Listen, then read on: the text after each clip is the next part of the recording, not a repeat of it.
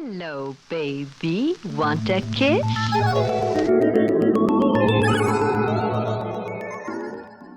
I found that there is no municipality in America that has more than 5,000 people that does not have access to at least one of these devices. Some of the largest cities have many hundreds of these devices. The central problem with the Stingrays, other than the fact that the Harris Corporation, almost in league with the government, has a contract so tightly bound that anyone who buys one cannot tell anybody else where they got it from, what the name of the product is, how much they paid for it, how many other products similar to it that they own, or anything else. The other problem is that these Stingrays are not selective devices. If they are in your area, all cell phone calls will go through the Stingray because that is the most powerful signal in that area. So everyone within a quarter of a mile will be passing through the Stingray. Now, if the police knew the phone number and knew the machine address of the device being used by the criminal they were attempting to listen to, that would be one thing. But in most cases, they do not. They just know that the criminal lives nearby or is in an apartment here or is in an automobile there. So they have to listen to everybody's conversation to filter out and find the actual person that they are interested in, which means that every single conversation within a quarter of a mile is being listened to and has to be listened to determine which conversation is the one that they're interested in.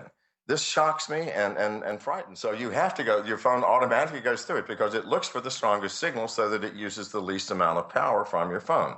Common sense. So if it's going through that device, they can choose at any moment not to pass it through to the real AT&T or to the real whatever subscriber you're subscribing with. So of course they have the kill switch. It's a frightening situation because they can listen to us and watch us and at the same time remove our ability to communicate simultaneously. Scary stuff. We have wives and girlfriends. We have private conversations every single day. We talk to our children. We talk to our parents. We talk to our friends about things we would never dream of making public or allowing someone else to listen in on.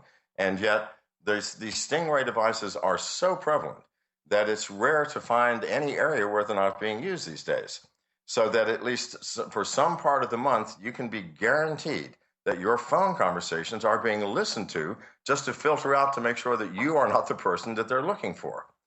This, again, it is unbelievable that it has happened here in America. These are in the hands of the wrong people. The wrong people. And maybe the police are the wrong people for it to be in the hands of now. I do not know, but I can guarantee you that they are in the hands of criminals. They have been used against me. I'm able to detect a Stingray when my phone or when any of my mobile devices goes through a Stingray. I've been able to detect it for a long time. I have not put it into a product because I thought that might have been dangerous. And now that the Germans have released source code for it, I think, well, maybe it's a little bit safer. I may do so. But I'm constantly being monitored by a Stingray. I have no clue whether it's the police, the FBI, the NSA, the Sinaloa cartel, the Zetas, or just some neighbor that happens to have stolen one and is interested in what people are doing in the neighborhood. I don't have a clue. But they're in the wrong hands. And to say we cannot develop technology to protect ourselves from them because we would be restricting the law enforcement capacity to keep law and order, I'm sorry, I'm not buying that either.